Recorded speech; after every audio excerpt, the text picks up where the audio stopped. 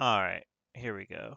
This is the video picture tutorial thing of some of the pictures I have with the process to make the origami Halloween spider. So to start with, you want to fold the paper into thirds. You see here there's some other creases on the paper other than just the third creases. Those were the creases required to fold it into thirds. Then you take each third and you divide it in half so that you get basically six in the paper. So take each third and divide it in half. After this, you're going to divide each third into fourths, as seen there. So you have each third into fourths. Then you're going to take each third and move it into eighths. And that is the starting grid for the Halloween spider. It's each third is now divided into eighths. Now you take the corner of each third and fold in like that. This is just so you have some pre-creases for the starting the Elias stretches, however you pronounce them. Um, then you're going to crease every 2/3 corner in, and that'll get you more pre-creases you need. Then you want to crease it in half diagonally each way. You now have all the pre-creases to do the 3 sets of Elias stretches that you need to make the legs. So this is what that looks like. So that's the stretch kind of almost completed. You're going to see the order of the creases there. Then you repeat that stretch on the next third, and then the last third, you'll do the same thing. Here is an image after all the Elias stretches are done, and then I just kind of splay the legs. You can see that you have 4 legs now on each side. Then you're going to open up the middle a little. Got to find that middle crease. You're going to pop it open like such. Then you're going to flip it over and flatten it out. You'll see what I mean by that. So you're flipping it over here, and this is it getting flattened out. You're going to do that on both sides. Now here it's a little blurry, but what you're doing on one side, you're going to take 2 sets of pleats off the thing. So we're doing what we did like before, just further stretching out the paper. But the difference here is we're going to take 2 sets of pleats on one side instead of all the pleats. Let's try this.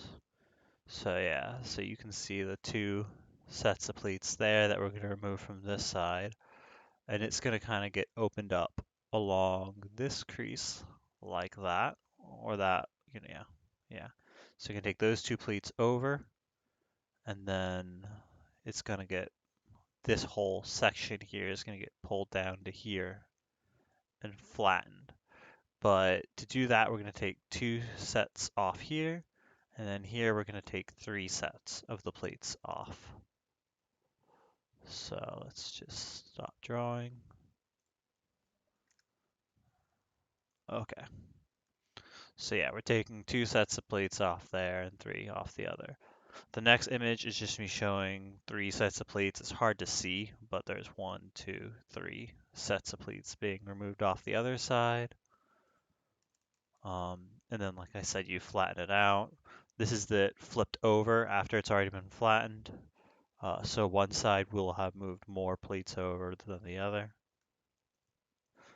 And then just continue kind of bringing it out. There you can see we're just continuing to stretch it out. Flip it over, open up, the next set. Now from here on out too, you're taking all the sets of creases, all the pleats over. So we left some there and some there behind, but now we're just going to remove all of them and then flatten. We're going to do this one more time on the other side, showing on the other side it's being done. Now what we need to do on the side where we only took 2 off, you'll notice it's going to be a lot thinner up on top. That's the side where we're going to kind of go ahead. I'm going to draw again. We're going to go ahead and take these creases here, and we're just going to kind of tuck this corner up underneath. And again, that corner up underneath. you'll get to see what that looks like in real time. So I'm gonna leave without saving. Okay. So you can see we're starting to take those corners and we're gonna tuck them up underneath like such and just flatten it all down. Now the next step will be to do on the top there where we've made a nice even corner. We're going to do some align stretching, but not completely. Well, first we got to get it pleated. So we're taking this paper that you can see we've now done that. We're going to pleat it like such. This sets up for doing more box pleating on the noses. This is the interesting one, so I'm going to draw here. Draw. So here you're doing a pretty generic little Elias stretch. If you were to just do this Elias stretch here, this would make two fangs, and then the head would kind of be flush with the fangs. But we don't want that. We want the head a bit more recessed into the model. So we're actually going to have this pleat and this pleat sort of meet together, such that this crease and this crease is going the same way as these two creases. So you're actually going to sandwich the paper here together on the pleats and then Elias stretch such that the head is a bit more recessed. So you're kind of making this all act like one layer of paper, kind of.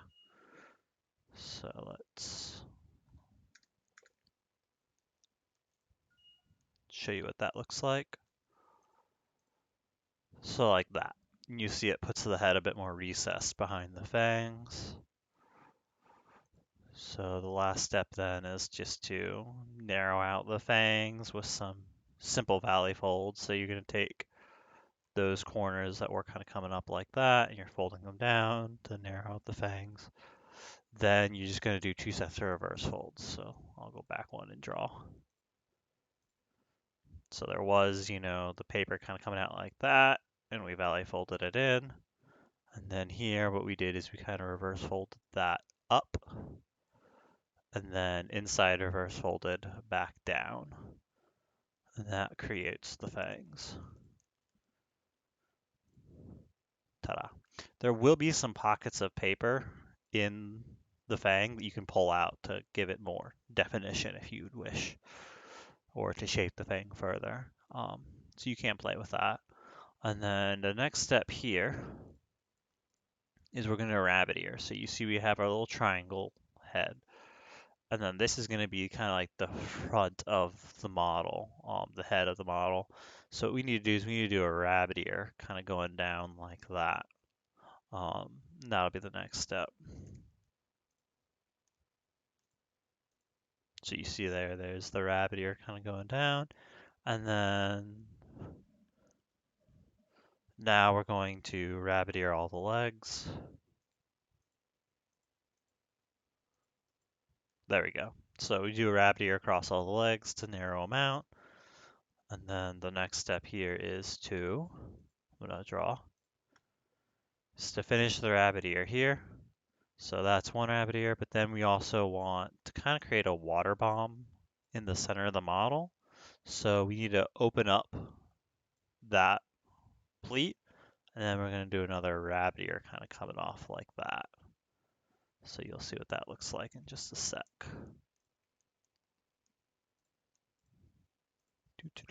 Like that. So, and now you see we got a little kind of water bomb fold here. And now what we want to do is kind of open up the body of the spider. Careful not to undo this water bomb too much while you're opening up the paper. That's part of the trickiest thing, is keeping that water bomb nicely defined. So we're going to flip it over.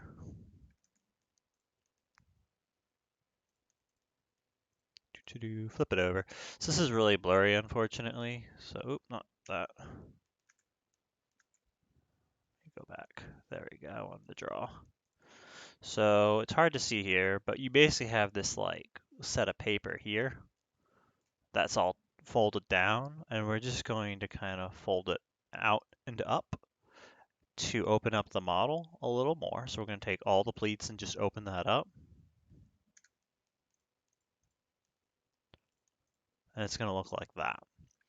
We don't want to fully like smooth anything out here, but the next step is to flip the paper over again. So now we have the whole model flipped over, and you see these two pleats that are kind of like stuck in there. We want to kind of pull them out and down, kind of opening up the model.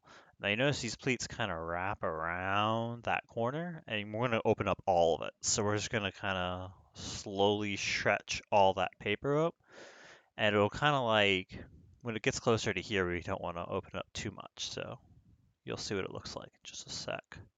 So like that. So we've kind of unwrapped a little bit around the corners and opened it up.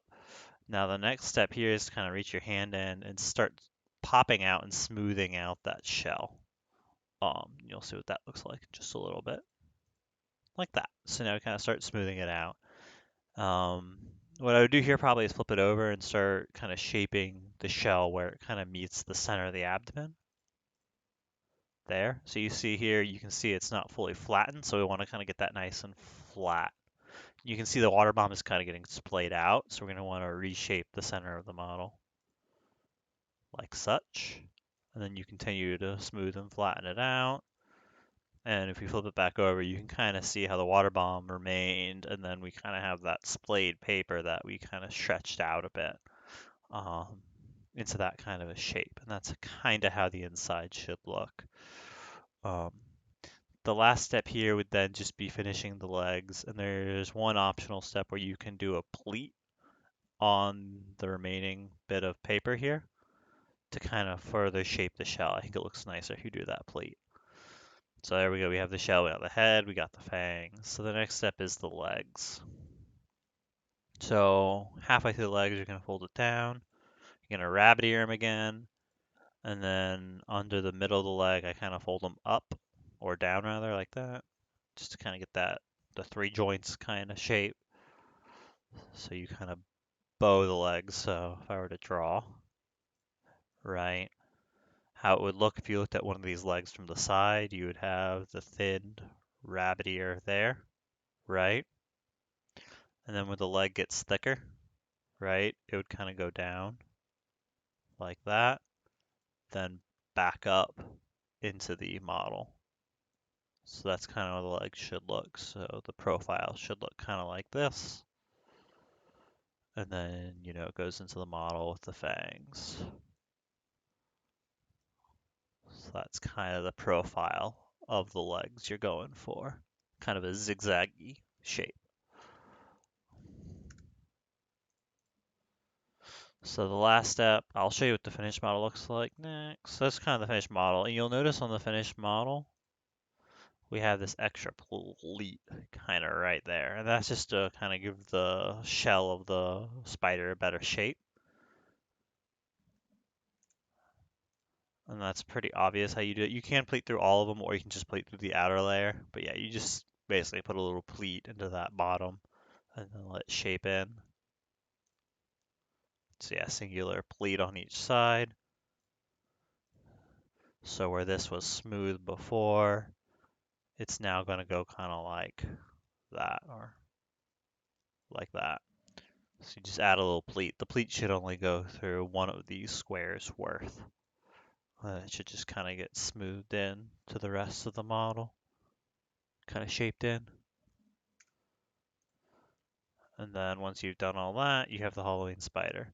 Now, as you can see, there's two ways you can do the fangs. I'm going to see if I can zoom in a bit. So in the fangs, oop, zoom in again. Yeah, in the fangs, right? Here is the one style, but there is paper kind of up underneath, kind of tucked in there that you can pop out. If you pop it out, you can then wrap it around to give the fangs kind of a smoother look, or even shape it so the fangs are like fatter. So you have options there. And that's how you make the origami spider.